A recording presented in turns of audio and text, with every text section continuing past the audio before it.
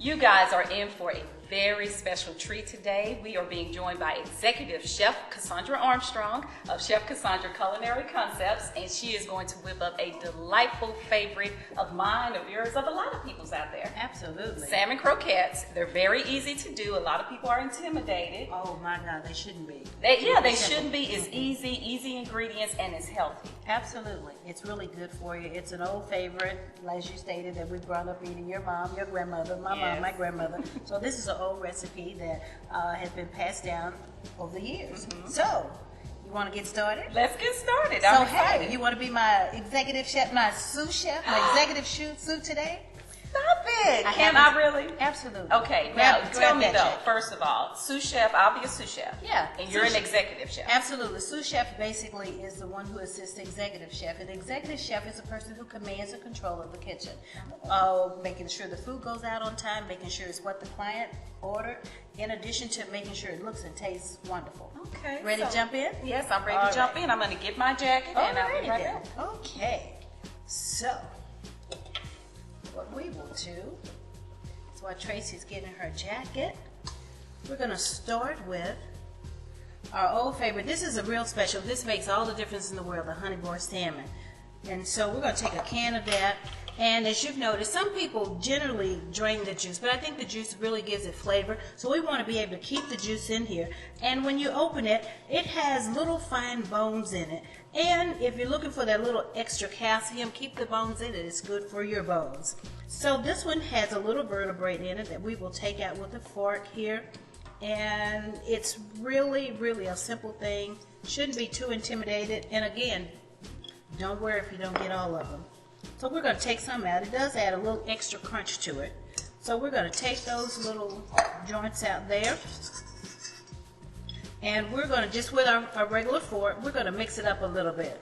Okay. All right. Great. Now you Sous chef is on board. I have been inducted into chefdom. I feel official. And what am I doing? What's my role? Your role is to go ahead and just break that up as minute as possible. Okay. And again, I want you to be able to show the people out there that this is a very simple recipe that even Tracy can make. I know, okay? right? Absolutely. So with this recipe, and I had explained to them about the little bones, so you did find one. Right. And it's okay if you don't get them all out. Because they're very soft anyway. They're very soft, and you can work with them. So to this one can, this is an 8-ounce can of honey boiled salmon. We're going to put an egg. Sometimes you need two, just to make sure it holds its consistency together. And in addition, the egg yolk gives it a nice brown color, as you will see in the end. And it allows it to really come together. All right, so we're just going to whip this up, and I love the way you break those eggs. So an executive chef knows how to break the eggs. It comes with time, let me tell you, with true practice. Yes, that's why I'm suing today. Well, that's okay. You're going to learn this, and you can do this, and you can impress all your friends, right? Oh, okay. So we're going to add a couple of pinches of salt. Keep stirring. Okay. Keep stirring. Pinches of salt. We keep stirring. This is so simple, you guys. You can do it. We're going to add some cracked black pepper to it. Now, what amounts of salt and pepper are we adding? About a teaspoon in.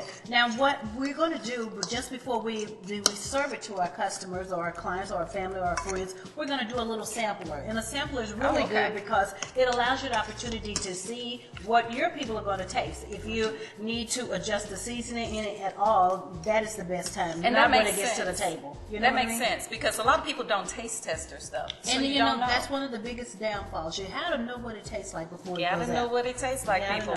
So what we're going to add a little twist to this recipe. We're going to add a little cracked crushed red pepper. For all you hot girls and hot guys out there. All right, and as Emma will say, a little bam. Oh, bam. Bam. Bam. Okay. All right. We add that in there. In addition to that, I think everything goes well in what we call the Trinity. The Trinity is simply diced white onion or yellow onion. Yellow onion is really a better, sweeter flavor. Bell pepper. I'm sorry, not bell pepper, but a little chopped celery and a little garlic. So we're going to add our onion to that. And I always, the Trinity. Yeah, the Trinity. Like the Father, Son, and so that's straight out of Louisiana right there, correct? Absolutely. Absolutely. A little diced onion, little diced celery there. And so these are flavors, these three ingredients are things that are based for a lot of different... For just about everything that you prepare in the kitchen. Anything that if you want to just give it that wonderful blend of flavor, the Trinity works well, and the garlic really sets it off. Okay. Now I want to show you a quick little trick while you are over there doing that. I have a clove of garlic. We're going here. to take a trip to see the trick. With the garlic. See, you got to have fun in the kitchen, you know. So with that, we're going to take our clove here, and we're just going to simply take the back of our knife, and we're going to kind of smash it a little bit. Give it a nice little crush thing, and we're going to chop it up right here, and we're going to add some wonderful fresh garlic flavor to our croquettes. And I already had some chopped, and I'm just going to incorporate that mix right there with it really well. And depending on how much of a garlic flavor lover you are, you can add as much or as less as you like. Okay, I'm just going to tell you all.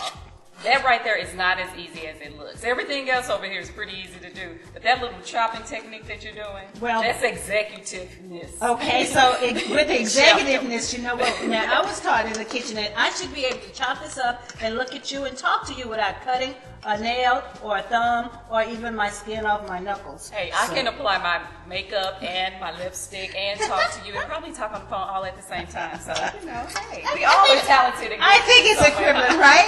Okay, so with a little garlic in there. Okay, so we got our Trinity in here. We have our Trinity in there. And now what we're going to do. Incorporating everything. Absolutely. Now we're going to add our binding agent. Our binding agent is our flour. And what I like to use is a whole wheat flour, which, you know, we don't want to do the white flour because of the bleach and all the other stuff. And stuff. Absolutely. And you are known for cooking healthy. And I believe that we should eat more hearts, more healthy. It allows us to have a much longer life and have better control over the members, our arms, of our body, so that we can be able to continue to live. And we need to start doing that at a young age. Absolutely. You want to live long, right? You want to live long. Absolutely. You want your children to live well. Absolutely. And you pass down these little secrets to them too. So we're going to take wheat flour. This is whole wheat flour. So we're going to add that to that. And this is probably about four tablespoons. So 4 tablespoons. And the deal is that you want to be able to test and try the consistency of it. The flour is something to hold it together. Now, I've grown up with people putting crackers in it, rice, potatoes. Those things are fillers, and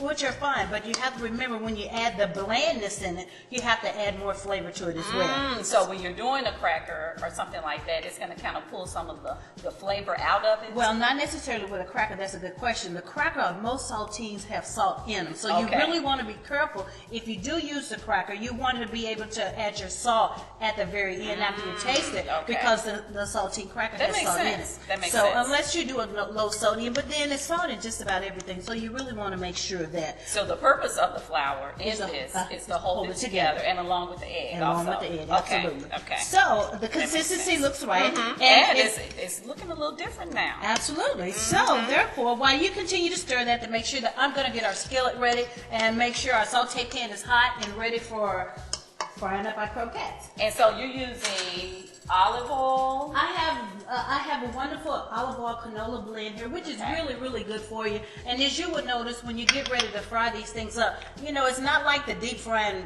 method that we've grown up eating, or you've seen most people do. The fact is that less is really better, and it's better in your system too. So the canola olive oil blend is really good. It has a wonderful mild flavor to it. So I'm going to add that here to my saute pan. That is warm here, and I am adding probably about maybe a third of a cup. A third of a cup is about right.